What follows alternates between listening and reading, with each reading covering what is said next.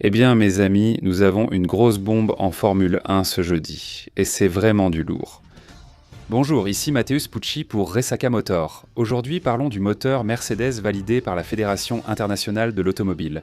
Pour des t-shirts ou sweats, Mercedes va chez Fadoc BR, qualité supérieure, code Resaca Motor pour réduction et livraison offerte. De nouveaux modèles arrivent et il y a aussi des tailles plus, alors cliquez sur le lien, c'est dans la description. Chez Evo Design, tu trouveras des casques de ton pilote préféré, ainsi que des cockpits et volants. Utilise le code promo Resaca sur le site. Parle-leur sur Insta pour poser tes questions. Mes amis, on a ici... Ma voix affaiblie, hein, mais c'est une énorme bombe. J'attendais un peu plus pour pouvoir enregistrer cette vidéo. Comme je l'ai mentionné dans la vidéo précédente, je crois que je l'ai mentionné dans la vidéo précédente, que nous pourrions avoir la question du moteur résolue aujourd'hui, lors de la réunion d'aujourd'hui, et ça a été résolu. Ce qui a commencé comme une grande rumeur a fini par prendre une ampleur bien plus grande.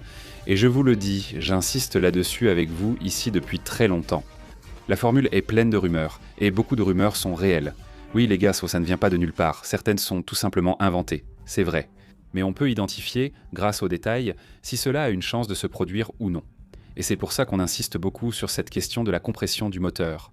Plusieurs équipes l'ont déjà évoqué publiquement et la Fédération internationale de l'automobile a approuvé le moteur Mercedes. Ils ont affirmé qu'ils montraient tout à la Fédération internationale de l'automobile depuis la conception et que celle-ci validait chaque étape. Rien n'existe hors règlement, surtout pour ceux un peu hors sujet.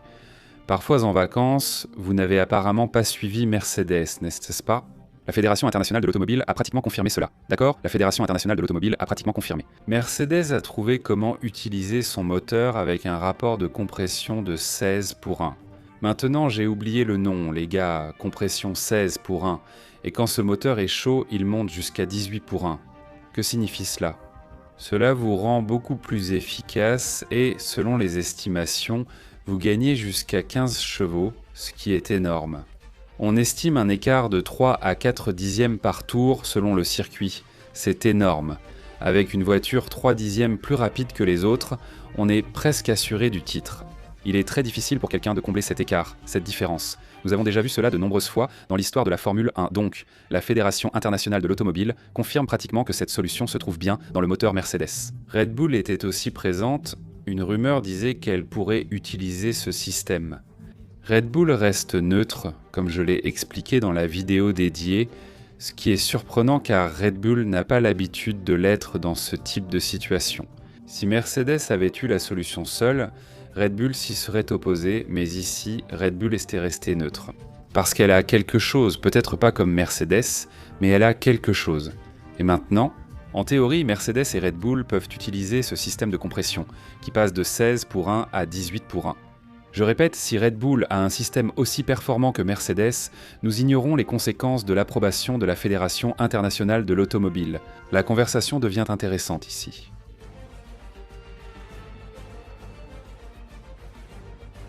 En pratique, nous savons que les équipes avec un moteur Mercedes, à savoir Williams, McLaren et Alpine, auront un grand avantage par rapport aux autres. Bien sûr, si tout le monde est au même niveau, Mercedes garde l'avantage. On ignore le niveau de chaque moteur. Le moteur Mercedes pourrait vraiment être mauvais, même avec ce 18:1, mais ce n'est pas nouveau. Et je dois vous rappeler qu'il y a des rumeurs disant que le moteur Mercedes est en avance sur les autres. Ce n'est pas nouveau. Mercedes l'a déjà dit et montré ici sur la chaîne, il voulait répéter 2014.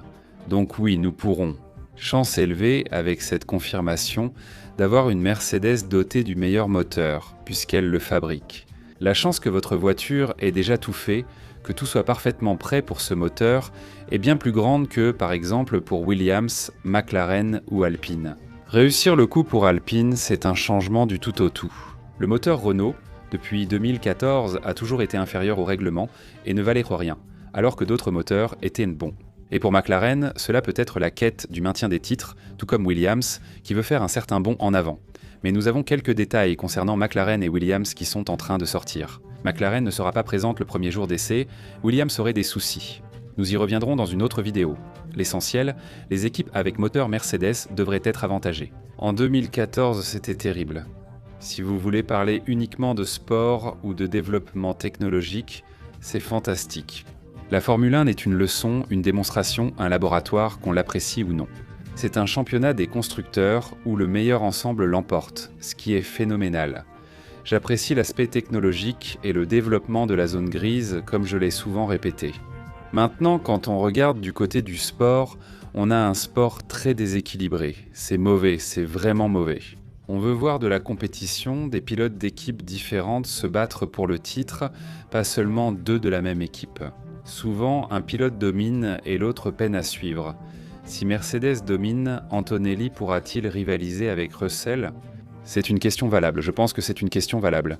Et cette approbation du paddock de la Fédération internationale de l'automobile, ou plutôt, entraîne une conséquence dans le paddock. Maintenant, quelle sera cette conséquence ? Parlons-en.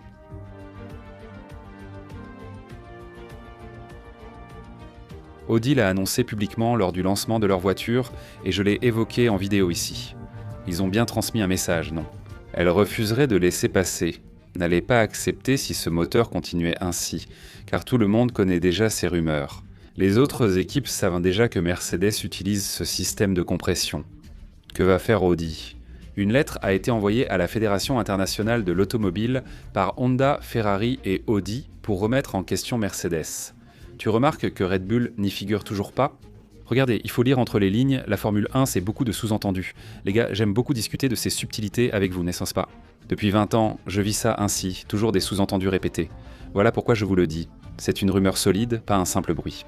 Red Bull n'est toujours pas là. Il doit y avoir un secret dans leur moteur.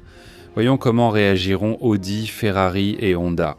Honda a déjà reconnu publiquement que leur moteur a des difficultés, ce qui a surpris tout le monde. Les gars ont dit publiquement que ça n'allait pas. Audi confirme sa présence mais sans vouloir tout affronter d'emblée. Ferrari demeure une inconnue. Une fois, il y a des nouvelles disant qu'ils vont très bien arriver, une autre fois, il y a des nouvelles disant qu'ils vont très mal arriver. Personne ne sait, c'est Ferrari, non ? Ferrari nous surprend chaque année, que ce soit positivement ou négativement. Alors qu'est-ce qu'ils vont faire ? Ils vont tenir tête à la Fédération internationale de l'automobile. Si la Fédération internationale de l'automobile ne modifie qu'en 2027, Mercedes subira une saison brutale niveau avantage. Si la Fédération internationale de l'automobile ne change rien d'ici 2027, les autres constructeurs modifieront probablement leur projet. Pouvoir égaler Mercedes. Mais cela demande beaucoup plus de ressources, n'est-ce pas ?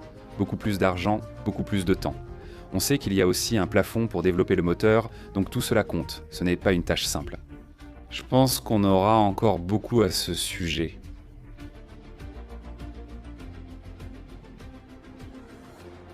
En somme, ce que nous avons ici, c'est que la Fédération internationale de l'automobile a pris une décision qui peut, attention peut, je ne dis pas que ça va arriver, je dis que ça peut, je présente ici une possibilité, ça peut entraîner une domination absurde. Alpine, Williams et McLaren seront-ils capables de construire des voitures aussi performantes que Mercedes pour rivaliser ? Je répète, Mercedes peut avoir cette solution, mais parfois la voiture ou le moteur n'est pas bon. Seul le circuit nous le dira. Nous verrons.